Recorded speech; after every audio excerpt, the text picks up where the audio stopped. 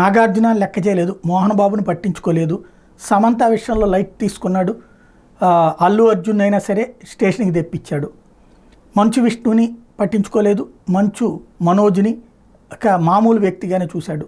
ఇది రేవంత్కున్న గొప్పతనం. బాగుంది.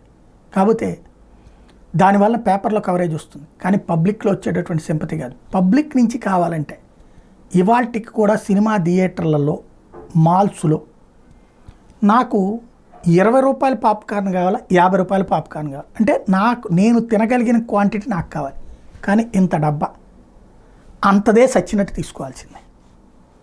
కూల్ డ్రింక్ మామూలుగా ఒక చిన్న బాటిల్ చాలు, పెట్ బాటిల్ లేదా ఇది, కానీ ఓ పెద్ద గ్లాసు తాగాలి అంతే.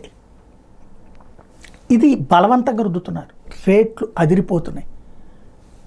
ఒక థియేటర్లోకి ఎంటర్ అయిన తర్వాత పార్కింగ్ దగ్గర నుంచి చూస్తే సినిమా టిక్కెట్లకు అయ్యే రేటుకి డబుల్ రేటు వీటికి అవుతుంది. సమోసా బయట, థియేటర్ బయట దొరికే ఆలు సమోసా 10 రూపాయలు అయితే థియేటర్ లోపల 40 రూపాయలు.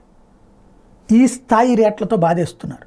దాన్ని కట్టడి చేయగలిగితే, అది కనుక నియంత్రించగలిగితే ప్రతి ప్రేక్షకుడు రేవంత్ని గుర్తుపెట్టుకుంటాడు, జీవితకాలం స్మరించుకుంటాడు. దాని మీద కాన్సన్ట్రేట్ చేయాల్సిన అవసరం ఉంది.